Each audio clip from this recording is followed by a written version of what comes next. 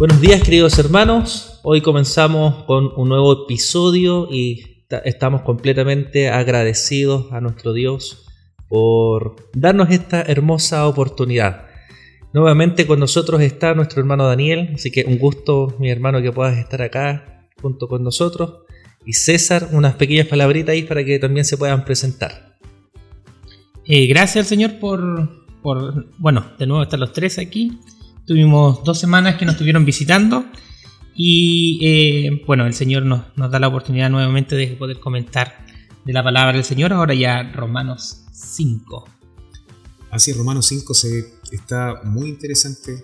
Romanos, para variar. Así es que,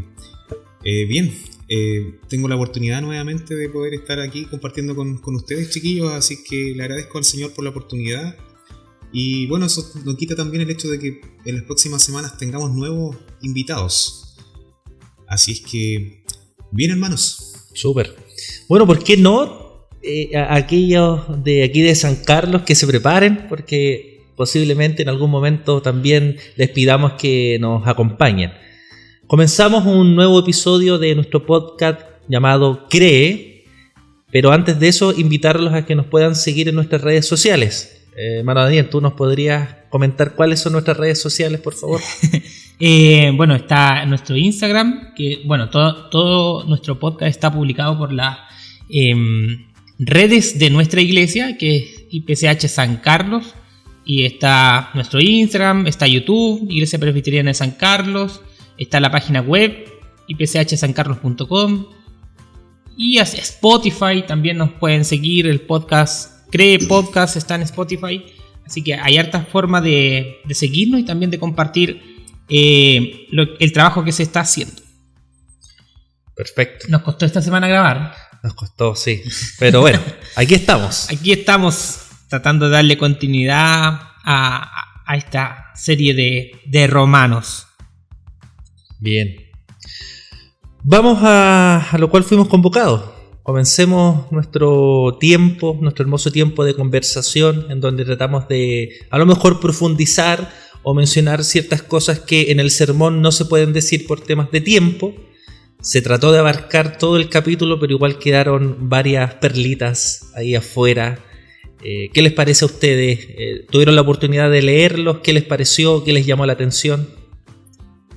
A mí lo que me llama la atención es como hablamos primeramente del pecado, hablamos de las consecuencias del pecado, hablamos de la justificación y hoy día estamos viendo qué beneficio está la justificación. Y es hermoso el versículo 1, dice: justificados pues por la fe tenemos paz para con Dios. O sea, hay descanso. Veíamos un gran conflicto, el conflicto obviamente sabíamos que lo está ganando Dios con su justicia.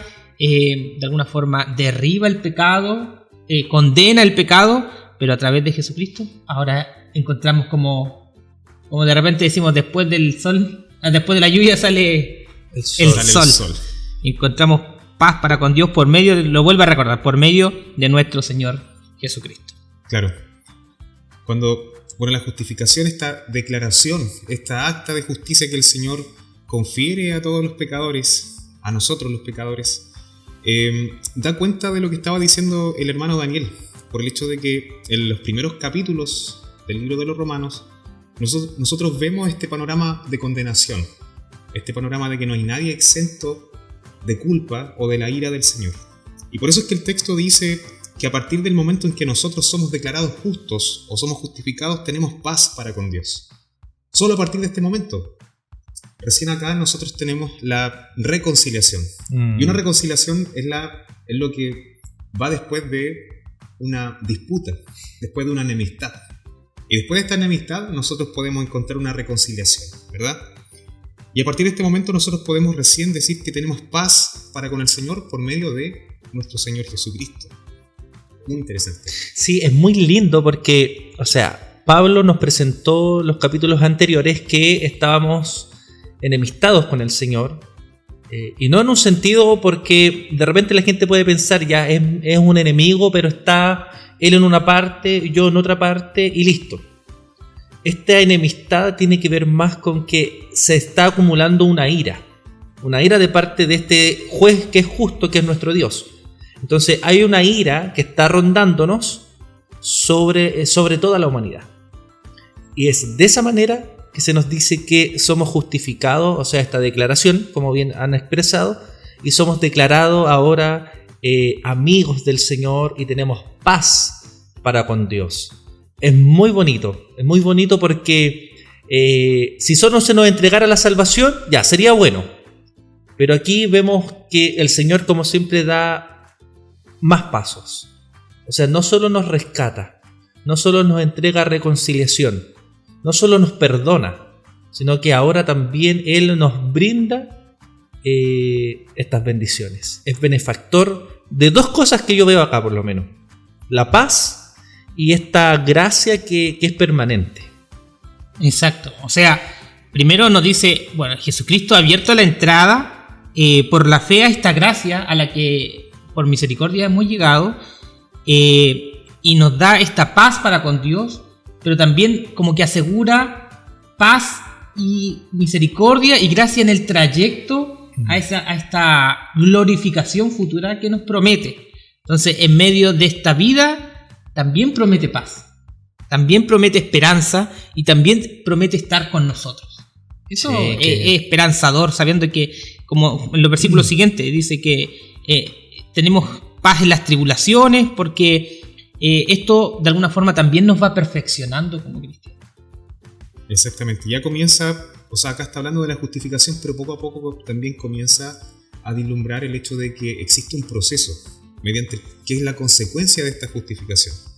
Entonces, ¿qué es lo que dice de que nosotros tenemos entrada por la fe? O sea, si hay un medio por la cual la justificación se hace presente, es por medio de la fe, ¿cierto? Claro. Que por cierto no es un mérito, no es que la fe brote de nuestro interior, sino que también, como nosotros bien sabemos, la fe también es un don de Dios. Sí.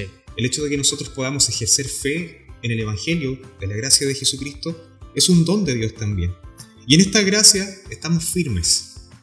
Y esas son las palabras que recién estaba expresando nuestro hermano Daniel, por el hecho de que tenemos una seguridad en esta gracia, en esta salvación. Y nos gloriamos en esta esperanza de la gloria de Dios. Y también nos gloriamos en las tribulaciones. Esto ya es un poco extraño, ¿eh? Sí. ¿Cómo nos gloriamos? ¿Estamos orgullosos de las tribulaciones? Es muy llamativo de Pablo cómo nos entrelaza y nos mete este gran tema de las tribulaciones. Cuando habla de esta firme gracia, para no dejarlo pasar, está haciendo referencia no solo a esta gracia que nos salva, que es entregada, sino a esta gracia constante que nosotros tenemos, en el cual podemos tener una compañía de Dios constante. Entonces, cuando entendemos eso, es fácil entender que nos podemos gloriar en las tribulaciones. O sea, cuando estamos pasando por los problemas, no es fácil. Pero cuando uno lo entiende, cuando uno entiende este concepto de que primero tenemos paz con el Señor, que es nuestro mayor problema, que Él es el que nos cuida y somos suyos para siempre. Cuando empezamos las tribulaciones, entonces podemos decir, wow, también nos podemos gloriar en esto, porque sabemos que Dios tiene su perfecto propósito. Exacto, o sea, muchas veces nosotros miramos y el mundo evangélico ha desviado esto, viendo como cada vez que nosotros nos toca vivir una tribulación, como este Dios enojado contra nosotros, muchas veces castigándonos por nuestro pecado. Oye, porque tú pecaste, Dios te está castigando. Se escucha muchas veces en el mundo cristiano, y al mirarlo de esta forma, Pablo nos empieza a decir, no, Dios tiene control también sobre esto, y yo te invito a que te goces porque Dios está permitiendo esto de alguna forma para perfeccionarte, y lo vemos en otras partes de la Biblia, dice, para pulir este oro refinado. O sea, Dios está trabajando en todo este proceso de santificación, y por eso nosotros los cristianos llamamos a todo este proceso de que somos salvos hasta que somos glorificados un proceso de santificación. Correcto. Entonces, hay un libro que me gusta mucho que se llama La sonrisa escondida de Dios, que es de John Piper, y invita a mirar la perspectiva de que muchas veces parece que Dios no nos está sonriendo porque vienen estas pruebas, estas tribulaciones que nos azotan, pero Dios, al saber este plan soberano, sabe que todo lo que nos está ocurriendo al final, como dice, spoiler, más adelante, todo nos es para beneficio, todo nos provoca bien. Sí. Claro, el spoiler de lo que es Romanos 8, ¿cierto, hermano? Todas las cosas, no algunas, todas las cosas contribuyen a bien, a los que han sido llamados conforme a su propósito. Así que claro, esto es lo que está diciendo, a modo de spoiler, como dice el hermano Daniel, el hecho de que las tribulaciones, los problemas que nos puedan aquejar, producen paciencia, ¿cierto? Paciencia por el hecho de que nosotros tenemos esta convicción de que el Señor, siendo soberano, siendo todopoderoso, siendo omnisciente, conoce todas las cosas y también determina todas las cosas. Y siempre el propósito acá central es que una vez que nosotros somos justificados y comenzamos a peregrinar en este proceso de la santificación, de la perseverancia que nos promete la Biblia, nosotros nos vamos transformando y nos vamos pareciendo cada vez más a la persona del Señor Jesucristo, ¿cierto? Que ese es el propósito del creyente también. Y esto también nos produce paciencia, porque nos vamos perfeccionando, nos vamos puliendo en este camino. Pero a propósito también de algo que decía el hermano Daniel, me genera también la duda, porque no podemos tampoco descartar esta figura de la disciplina del Señor. Claro. No sé qué opinan ustedes, porque me vienen a la mente algunos pasajes, por ejemplo en Proverbios, cuando dice que Dios a quien ama, disciplina, ¿verdad? Y muchas veces también nosotros tampoco podemos dar por sentado que el pecado, que por cierto podemos cometer pecado, podemos enlodarnos en el pecado, eso va a traer consecuencias. Correcto. Va a traer consecuencias que muy bien pueden ser de parte de una disciplina del Señor. Sí. Pero también nosotros tenemos que tomar en cuenta de que la vida del cristiano, el Evangelio no promete una vida en que te garantizan felicidad, una familia feliz, un trabajo feliz, una vida plena, satisfactoria, ¿cierto? Según los parámetros del mundo. Claro. No estamos exentos de problemas, no estamos exentos de dificultad, de enfermedad y de todo tipo de tribulación. Y todo esto que nosotros también podríamos considerar pruebas o tribulaciones, de todas maneras nos van a contribuir siempre a bien. Sí. Siempre. Yo creo que ahí está la clave. O sea, Dios a su hijo disciplina, ya, o castiga, pero tenemos que entender bien esa palabra castigo más como disciplina. La disciplina siempre tiene este propósito de ¿qué? De restauración, y nuevamente cumple el mismo propósito de Romanos 8:29 en este caso, que es ser como Cristo, es ser perfeccionado a la imagen de nuestro Señor Jesucristo.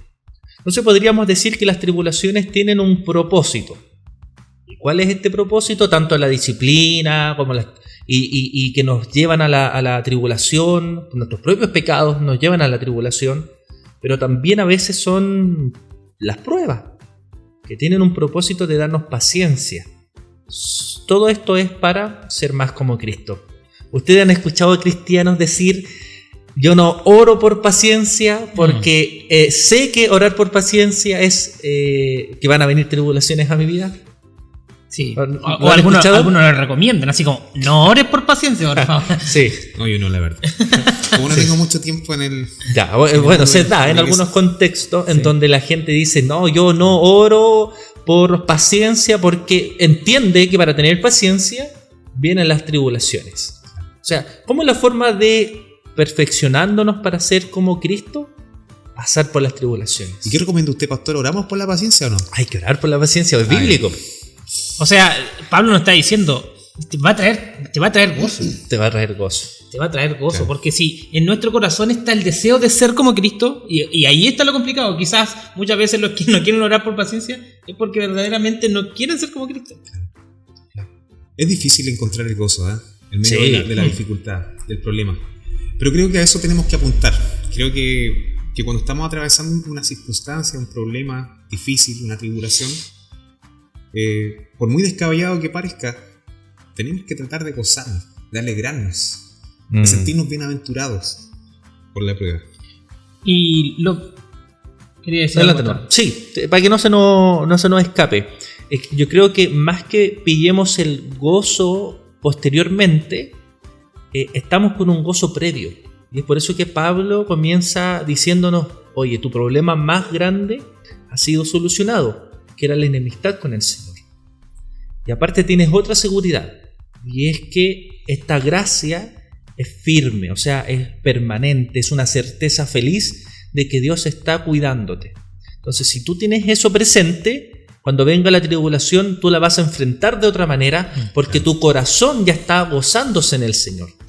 Pero ¿qué nos pasa? Que olvidamos ese gozo. Entonces cuando viene la tribulación no estamos alegres, no estamos pendientes de que nuestro mayor problema ha sido solucionado. Yo creo que, o sea, yo cuando me tocó exponer y preparar el sermón de Romanos 4, me pegó muy fuerte eso.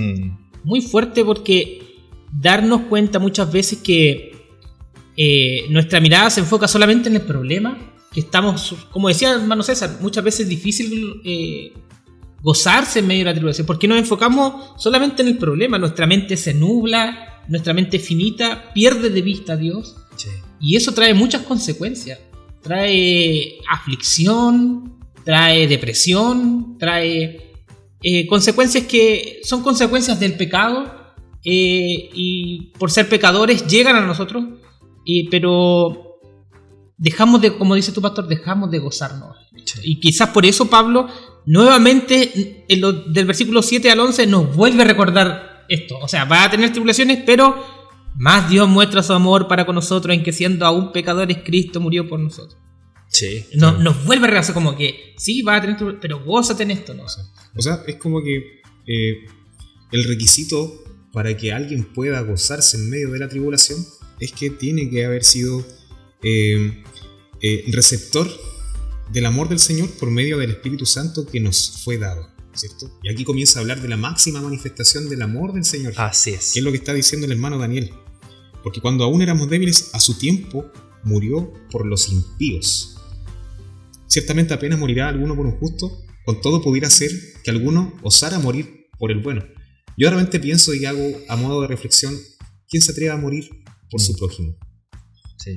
¿Cuál es, o sea, qué tipo de qué forma uno puede expresar su amor de una forma sublime, sino entregando su vida en amor por su prójimo?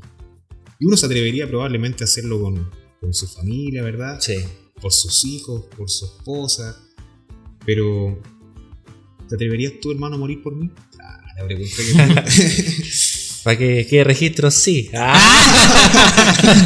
que digan que, qué piadoso. Pero es más complicado porque dice por siendo enemigos, o sea, sí. Muere por sus enemigos. Claro. O sea, por eso dice el texto, o sea, puede ser que alguno diga, ya, yo me sacrifico por mi amigo, por mi esposa, por mis hijos, porque son personas que amo. Pero, ¿qué pasa con aquel que no amamos, que es más, es enemigo y nos ha hecho mal y cada vez nos defrauda y nos ofende? Ahí está lo hermoso, porque no nos olvidemos. Nosotros éramos estas personas que ofendían a Dios constantemente, lo defraudaban, no vivían para lo que fueron creados, que es honrar al Señor. Entonces, ¿estaríamos dispuestos nosotros a morir por un enemigo? Esa es la pregunta que está haciendo Pablo. Bueno, Jesús lo hizo. ¿Sí? Jesús lo hizo y fue hermoso. Versículo 8. Más Dios muestra su amor para con nosotros, en que siendo aún pecadores, Cristo murió por nosotros. Yo veo aquí como que Pablo está haciendo como un sándwich. Nos presenta al principio algo bueno, somos justificados, tenemos paz, tenemos una gracia firme, nos mete al medio tribulaciones, pero la otra tapita del sándwich nuevamente es el gozo y la alegría y ver que Dios nos ama. Exactamente. Y el 9 dice, agrega, estando ya justificados por su sangre, por él seremos salvos de la ira. A propósito de todo el panorama de condenación que venían en los primeros capítulos, ahora por medio de esta justificación, por medio de este sublime sacrificio que hizo Cristo en pos de sus enemigos, o sea, nosotros, que constantemente ofendíamos y también ofendemos al Señor hoy día en la vida presente, pero hoy día hay alguien que se pone delante de nosotros en representación nuestra, que es Jesucristo, ¿cierto? Y ahora somos exentos, estamos salvos de la ira del Señor. Algo terrible. Sí. Exacto. O sea, estamos siendo reconciliados como delante, bueno, lo dice la Escritura y también lo recordaba nuestro hermano César, seremos salvos mediante su vida. Sí. Yo creo que es bonito rescatar ese mensaje porque aunque aquí no habla explícitamente, no menciona la parte, no dice cruz, pero sí el versículo 8 nos dice que más Dios muestra su amor para con nosotros, o sea, resalta el amor, en que siendo aún pecadores Cristo murió por nosotros. Nosotros sabemos dónde murió y que murió. Entonces es como el clímax aquí comienza el clímax de Romanos 5, diciéndonos que nos enfoquemos en el sacrificio de Cristo. Yo creo que este es un mensaje que lamentablemente como iglesia, no me refiero a la iglesia presbiteriana, me refiero a la iglesia del Señor, ha abandonado un poco. Nosotros mismos hemos abandonado este concepto, hablar de la cruz de Cristo y tener presente la cruz. Porque si tuviésemos presente la cruz, que es la muestra más sublime del amor de Dios, veríamos la vida de otra manera. A mí me gustaría hacer énfasis, porque me llamó mucho la atención la última parte del versículo 10. Ya, a ver. Porque él no dice solamente por la cruz, él dice por su vida. Y entendemos su vida desde su nacimiento, hasta correcto, su muerte y su resurrección. Y el envío del Espíritu Santo. Entonces, muchas veces sí, nos enfocamos mucho en la cruz, pero no es solo la cruz. Él, desde su nacimiento, empezó a cumplir un plan perfecto, humillándose primero. Sí.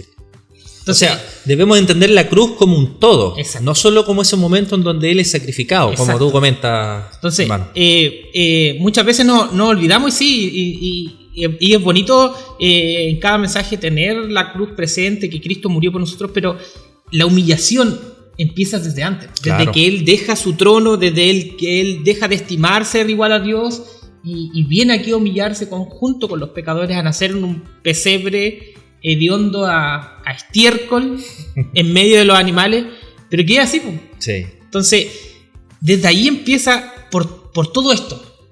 Desde ahí hasta su muerte, su resurrección y el enviarnos al Espíritu Santo para que nos acompañe durante este proceso de santificación.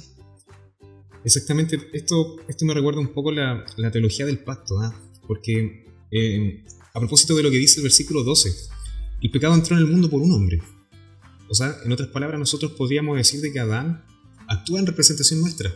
Sí. Él es nuestro representante, es como... Y todo lo que nuestro representante hace nos repercute directamente a nosotros, ¿verdad? Y nosotros podemos decir, bueno, ¿y por qué? Si es como cuando tú contratas a un abogado. Tú lo contratas, tú manifiestas tu voluntad para que alguien te represente. Correcto. Entonces uno asume las consecuencias, pero aquí, ¿quién le pidió a Adán que fuera nuestro representante? Entonces, si alguien tiene esa objeción, bueno, y Cristo, ¿cierto? Por lo que dice el hermano Daniel, es su vida la que fue en representación nuestra. Partiendo de esto, desde que comienza su ministerio en el tiempo en que fue bautizado en el río Jordán, ¿verdad? Cuando Juan el Bautista estaba llamando a que se arrepintiesen y se bautizaran, ¿verdad? Porque el reino de los cielos estaba acercándose. Por tanto, todo aquel que se consideraba un pecador tenía que ir al Jordán a bautizarse. Y eso era extraño porque cuando el Señor Jesucristo se le aparece, se le manifiesta a Juan el Bautista dice, bueno, ¿y por qué tú tienes que bautizarte? Claro. Si soy yo el que tiene que ser bautizado por ti. Lo que pasa es que Jesucristo estaba actuando no en su propia cuenta, sino que estaba actuando en representación nuestra. Toda su vida fue en representación nuestra y Él estaba ahí, nosotros estábamos siendo bautizados. Y la vida que Él vivió estaba siendo en representación nuestra. Y la cruz, cuando Él fue clavado en esa cruz, nosotros también estábamos siendo clavados en esa cruz. ¿Para qué? Para que nosotros, toda la vida de Jesucristo, su muerte, su resurrección, se imputa a nosotros. Él es nuestro segundo representante. O sea, si no estamos conformes con la representación que hizo Adán para con nosotros, ahora Cristo es nuestro representante. Correcto. Qué tremendo, ¿no? Bueno, Romanos 6 vas a hablar un poquito más. Le adelantamos que le toca el sermón a César, y ahí justamente menciona esta calidad de representarnos en el bautismo del Señor. Se cae todo el machismo aquí cuando dicen, no, la Biblia es machista. Porque aquí le echan toda la culpa al hombre. Sí, pues. Aquí sí, Adán, en algunas partes Pablo menciona a Eva, ¿cierto? Pero aquí, en realidad, fue Adán que era representante. y fue por culpa de Adán. ¿Ya? Así que las mujeres ahí para que... no, tampoco abusen. Pero miren, para que sigamos avanzando, pero hay algo en el versículo 10 que de repente pasa muy rapidito. Dice, porque si siendo enemigos fuimos reconciliados con Dios, o sea, éramos enemigos, ya dejamos claro eso, y ahora tenemos paz, pero siendo enemigos. Aquí viene lo que comenta Pablo. Mucho más estando reconciliados seremos salvados por su vida. Y no solo esto, sino que también nos gloriamos en Dios, nuevamente el tema de gloriarse en el Señor, por nuestro Señor Jesucristo, por quien hemos recibido ahora la reconciliación. Entonces, nuevamente, como que se enfoca en que, a ver, si no lo merecíamos y fuimos rescatados, ahora que ya estamos en una calidad de hijos, que lo vamos a ver en Romanos 8, por ejemplo, también, ¿cuántas más bendiciones tenemos siendo hijos y siendo reconciliados con el Señor? No sé si habían meditado en eso tan bonito de que, oye, si Dios tuvo tanta misericordia y nos rescató cuando éramos enemigos, ahora que somos sus hijos, ¿no será mejor? ¿No será más bonito esta relación que podemos tener con Él? Yo no tengo muy claro más o menos el tema del contexto histórico, pero si nosotros nos situamos al tiempo antiguo, nos damos cuenta de que las personas eran esclavos, ¿verdad? Porque también podemos verlo de este otra arista, y hay muchas aristas que nosotros podemos dimensionar estas verdades del Evangelio. Entonces, pasaba de que un esclavo podía ser libre, ¿verdad? Y un señor, un amo, un patriarca podía comprar un esclavo. Ahora, ¿existía alguna posibilidad de que algún esclavo pasase a tener el privilegio de ser un hijo? Ni siquiera eso, sino que había una posibilidad de que un hijo, hagamos de cuenta un patriarca, 10 hijos, 50 esclavos. Había uno solo que tenía el derecho de la primogenitura, ¿verdad? El primogénito era aquel que tenía derecho a suceder a la persona de su padre y ser heredero de todos sus bienes. ¿Y cuál es la representación acá? Que nosotros, siendo esclavos del pecado, Jesucristo nos compra a precio de su sangre y nos hace también hijos. Correcto. Y coherederos, ¿cierto? Con Cristo, su primogénito. O sea, de pasar a lo más bajo, de ser esclavos del pecado, a ser y tener la calidad de la primogenitura para ser herederos y coherederos con Cristo de todas las bondades del Señor, es algo tremendo. Sí, es muy, muy hermoso, y yo creo que cuando uno empieza a ver eso, la vida como cristiano es distinta en medio de los dolores, de las tribulaciones. O sea, ver que el Señor te bendice aquí en el ahora, pero que tu bendición eterna, perfecta, es Cristo, y que un día estarás con Él, es sublime. Qué gran, o sea, yo lo escucho, quiero escuchar ahora nomás. No, pero es maravilloso, y lo expresaban muy bien ustedes, en el sentido de que cuánto gozo encontramos en saber que ahora, siendo hijos, el Señor nos acompañará en este proceso hasta llegar a la glorificación. Antes de seguir avanzando, quiero pedir disculpas. Hoy día estamos grabando un día de mañana. La iglesia de San Carlos está en todo el centro de la ciudad. Quizás se van a escuchar algunos bocinazos, porque afuera hay un caos. Nosotros lo hemos escuchado. Afuera hay un caos, pero ojalá no salga. Vamos a tratar de editarlo lo mejor posible para que no nos interrumpan. Eso.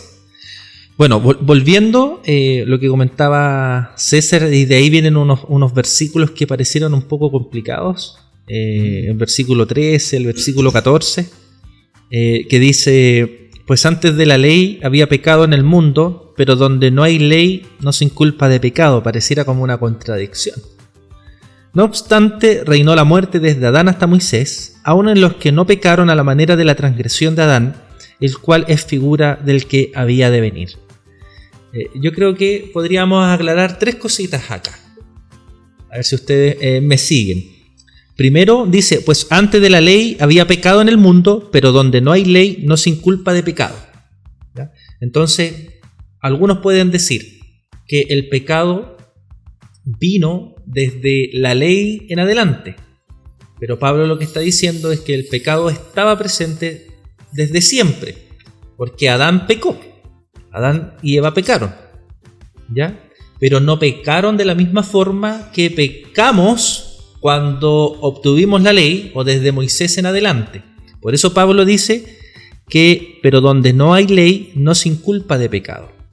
¿Ya? O sea, no se inculpa de pecado en un sentido de decir, oye, está escrito, no harás tal cosa y tú fallaste. Pero sí hay pecado en el sentido de que nuestra vida, lo que hizo Adán, lo que hicieron los hombres y mujeres después, era no glorificar al Señor con todo su corazón, con toda su mente. ¿Se va entendiendo? ¿Se entiende? Sí, se entiende. O sea, Pablo ya lo había dejado claro. Lo había dejado claro sí, antes. En el capítulo 2.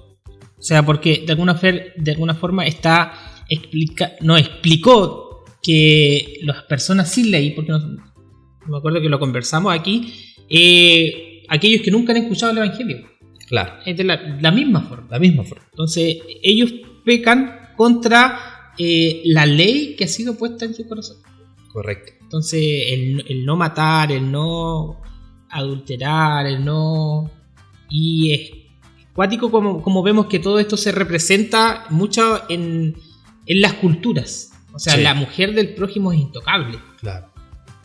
Tú no puedes acercarte, no puedes codiciarla. Y sí, pues la ley de Dios que está en los corazones. Entonces, Pablo ya lo había dejado claro que aunque no había ley, igual estaban siendo condenados por sus actos. Correcto. Bueno, lo segundo, entonces, para aclarar, es que se dice aquí que Adán transgredió de cierta forma que los otros hombres no lo hicieron.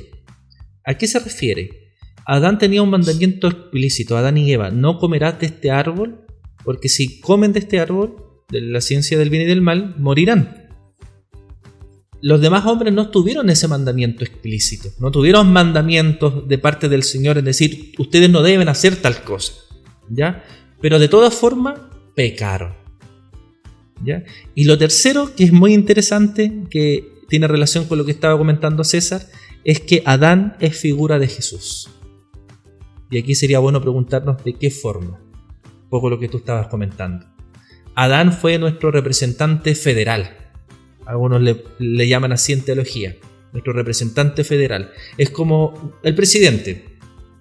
Si el presidente quiere ir a guerra, Chile va a guerra, por más que uno esté en contra, ¿ya? Entonces es nuestro representante, la cabeza en ese sentido de que hace una representación de la humanidad, nuestros padres, ¿ya? Y como Adán y Eva pecaron, todos los demás quedaron muertos espiritualmente.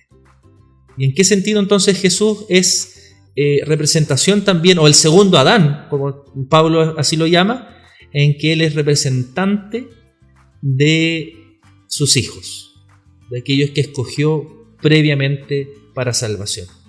Claro.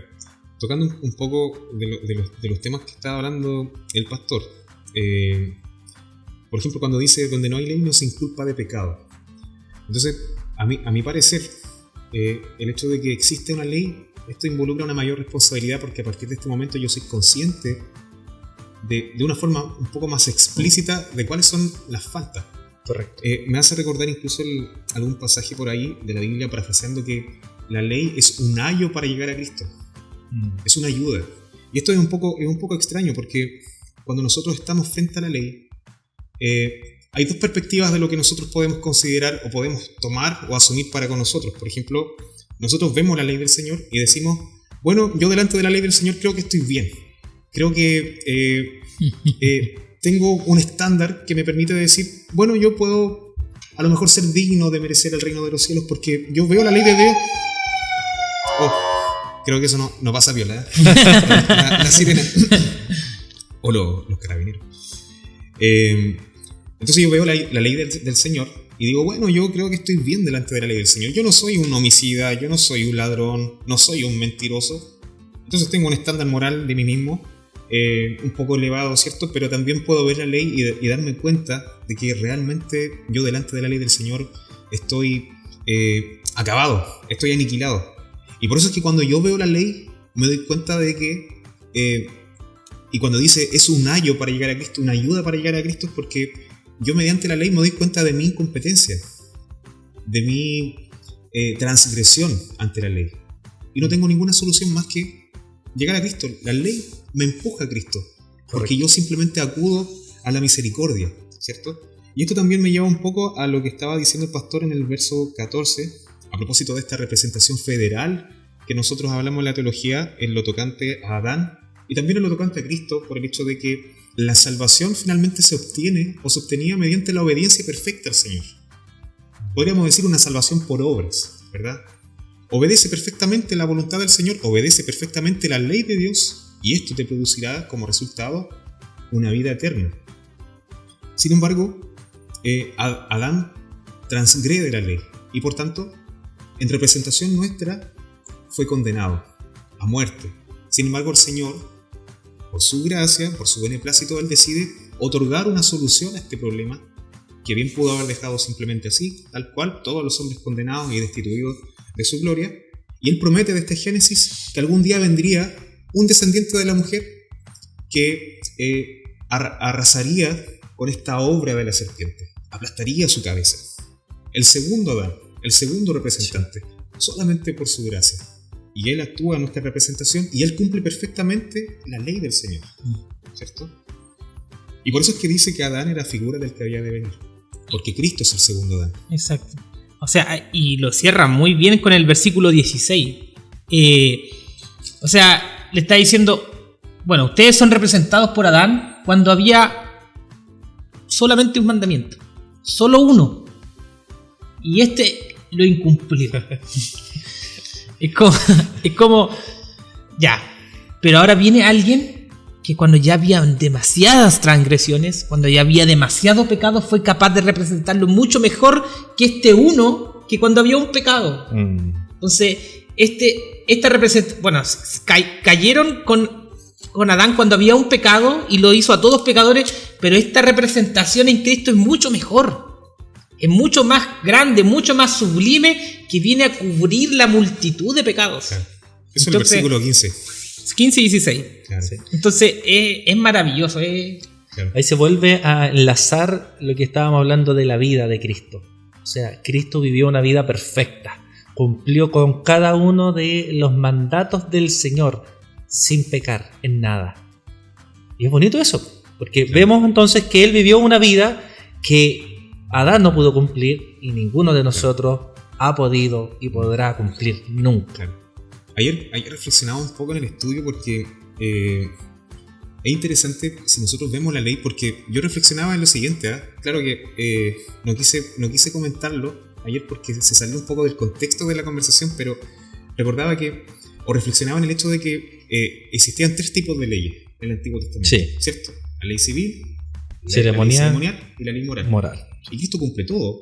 O sea, nosotros no podemos decir que simplemente Cristo cumple la ley moral del Señor, sino que Él cumple la ley ceremonial, la civil y la moral. Pero es un poco extraño porque la ley civil o la ley ceremonial tenía ciertos... era un poco extraña, a veces era un poquito... A veces, no sé, la palabra bizarro voy a ocupar. Era un poco bizarra porque de repente una persona que tenía lepra, por ejemplo, era considerada inmunda y no podía acercarse a la comunidad. De hecho, cuando andaba circulando en las calles, aparte de estar cubierto por algún tipo de vendaje, tenía que decir ¡inmundo! ¡Inmundo! Tocar la campanita. Claro. O por ejemplo, una mujer menstruante también era considerada inmunda. Entonces, habían cosas un poco extrañas, pero pasa de que Cristo viene y se acerca a un leproso y irrumpe la ley. O por ejemplo, el día sábado. Ayer hablaba un poquito del sabbat, ¿cierto? Claro. ¿Y qué es lo que había que hacer el sabbat? Había que guardar reposo. Y los judíos entendían, digamos, todo un prosélito de cómo es que se tenía que guardar este sábado. ¿Y Cristo qué hacía? Hacía un montón de cosas el día sábado. Sanaba, ¿no? Claro. Entonces también es interesante ver esta perspectiva del hecho de que cuando Cristo viene y cumple la ley civil, la ley ceremonial, lo hace trascendiendo esta ley porque Él en sí, Él es la... ¿Perdón, hermano? Dale. Él es la culminación de la ley. Sí. Y me recuerda las palabras que dice: yo no vine a abolir la ley, sino que yo vine a cumplir la ley, ¿cierto? Y Cristo trasciende porque Él tenía autoridad por sobre la ley. Él tenía autoridad para ir en pos de un leproso o hacer una obra el día sábado, porque él estaba encima de la ley. Entonces cuando él trasciende la ley y encuentra la ley cumplimiento en él, esto cambia, esto sufre una especie de metamorfosis. Es una cuestión muy profunda, no sé si encuentro las palabras como para expresarlo, pero es algo muy interesante. Sí. ¿Ya? Y lo quise tocar. Y lo que está diciendo el hermano Daniel, es lo que está en el versículo 15 y 16, pues, pero el don no fue como la transgresión.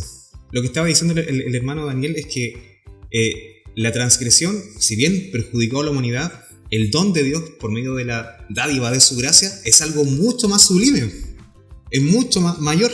Sí. No, es hermoso. Se nos está acercando la hora ya de dar culmine, pero antes de eso,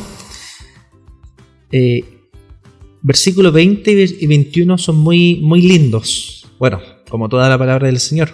Dice, pero la ley se introdujo para que el pecado abundase. ¿Cierto? O sea, una vez tenemos la ley, somos conscientes del pecado y de que no hay escapatoria para que no hay excusa, digamos. Estamos pecando en contra del Señor. Y aquí viene algo lindo. Mas cuando el pecado abundó, sobreabundó la gracia. Para que así como el pecado reinó para la muerte, así también la gracia nuevamente reine por la justicia para vida eterna mediante Jesucristo Señor nuestro. Unas pequeñas palabras, entonces, hermanos, refiriéndose a la gracia. ¿Qué podríamos decir de la gracia?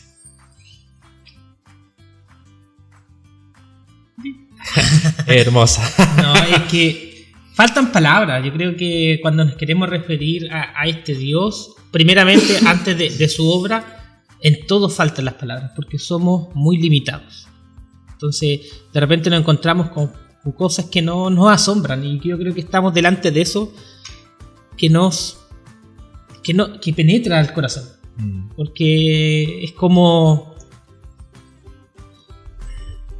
cada día cometemos tantos pecados, cada día somos tan merecedores de la ira de Dios, pero este Dios que vino, como César lo explicaba en sobremanera, vino a cumplir la ley y hacerse acreedor de toda la justicia de Dios por nuestra salvación, nos hace merecedor de una salvación tan, pero tan grande, que nos invita desde el principio de Romanos 5 a que nos podamos gozar en ella.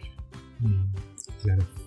Me recuerda el ejemplo que diste tú, Dani, el trabajador que se empeña en trabajar todo un mes para al final de mes cobrar su remuneración, y va delante de su empleador y le dice, bueno, vengo a cobrar mi sueldo, mi remuneración, y viene el empleador y le dice, bueno, aquí está, te lo regalo. Oye, claro. ¿Cómo que me lo estoy regalando? Yo esto me lo gané, porque yo trabajé para esto. Sí. Yo me partí el lomo y sudé mi frente por conseguir esto, que yo me lo merezco. Mi remuneración, mi salario. Entonces, ese fue el ejemplo que dio el Dani para hacer un contraste con el hecho de que la gracia es algo que es exactamente lo contrario. No lo merecemos, sino que muy por el contrario, todo lo que nosotros obramos es para desmerecer sí. este regalo. Y por eso es que gracia, ¿cierto? No depende de las obras, depende simplemente del beneplácito soberano del Señor, quien solamente por un acto de amor derrama su gracia, ¿cierto? Su salvación a sus escogidos de una forma eficaz, de una forma consistente. Vida eterna. Sí. Es que algo tan profundo, es como que nosotros estamos tratando de sacar agua del océano y tenemos unas tacitas acá y sacamos, pero creo que no vamos a terminar nunca podríamos compenetrarnos en esta verdad tan profunda. Yo solo mencionar que, como estabas comentando, César, todo apunta a Cristo, todo culmina en Cristo, o en Cristo se da el verdadero espíritu de la ley, por ejemplo, que la gracia, que es este favor no merecido, es Cristo mismo. Cristo mismo es esta gracia sublime que nosotros tenemos, este regalo no merecido, y debemos gozarnos en este hermoso regalo y entenderla bien, para no abusar de las bendiciones que el Señor nos ha entregado, sino que El gozarnos. spoiler de lo que se viene, el versículo 20. Pero la ley se introdujo para que el pecado abundase, más cuando el pecado abundó, sobreabundó la gracia. Bueno, sí, entonces, si mientras pecamos recibimos gracia, y si más pecamos, más gracia todavía, entonces claro, sigamos pecando. Yo creo que si nos miran desde fuera de nuestra iglesia, lo único que van a ver dentro de esta iglesia son pecadores que se han refugiado en la gracia de Dios. No somos mejores, van a encontrar pecado en nosotros. Cada vez que nos miren más profundamente, más pecados van a encontrar. Pero por misericordia ha venido fe a nuestros corazones para aferrarnos a que la obra de Jesucristo fue perfecta para cubrir nuestros pecados. Entonces, quiero hacer de nuevo esta invitación cada vez que nos enfrentamos a un nuevo capítulo. Si hay alguien que verdaderamente ha sentido en su corazón que ha transgredido la ley de Dios, que es pecador, que no haya que hacer, refúgiate en la gracia del Señor para encontrar salvación. Amén. Súper importante. O sea, si te sientes pecador, pecadora, estás bien encaminado. Ahora refúgiate en el Señor Jesucristo. Porque yo no he venido a llamar justos, sino a pecadores. Palabras del Señor. Amén. Así que si tú eres pecador, eres un candidato digno de recibir esta gracia. Qué hermoso. Qué hermoso capítulo nos ha dado el Señor. Agradezco al Señor por nuevamente tener este podcast, este nuevo episodio. Esperamos que sea de verdad de mucha bendición. En nuestra oración, sí, iniciamos, quizás no lo transmitimos, pero iniciamos orando siempre para que el Señor sea de bendición a través de este conversatorio. Amén. Las finales, querido César. No, muy agradecido de la oportunidad que me brindan también de poder compartir acá en el podcast. Bueno, seguramente se va a dar una oportunidad, si Dios así lo permite. Y, mi hermano, un agrado compartir la palabra del Señor. Muy interesante Romanos 5 y todo Romano y toda la palabra del Señor. Así es que espero que las personas que nos siguen se sigan conectando. Y un consejo, háganlo con Biblia en mano, porque nosotros, si se fijaron, avanzamos versículo por versículo. Y bueno, y cuando ya vayamos casi en el 16, ya nos tuvimos que saltar al 20, pero más o menos los versículos que nos saltamos están redundando más o menos lo que estábamos conversando. Así que yo les aconsejo de que vayan con Biblia en mano y escuchen el podcast para que puedan, digamos, estar más centrados o más conectados con el conversatorio. Amén. Bueno, también agradecido, me voy muy contento en este día, no porque los otros días no me haya ido contento, pero escuchar del amor, de la gracia del Señor provoca algo en el corazón que uno no lo puede reproducir con palabras limitadas. Nos gloriamos en esa verdad. Nos gloriamos. Como dice la... Amén. Así que me despido, que el Señor les bendiga grandemente. Gracias por darse el tiempo de escucharnos o vernos. Bendiciones. Que estén muy bien. Saludos a todos, hermano.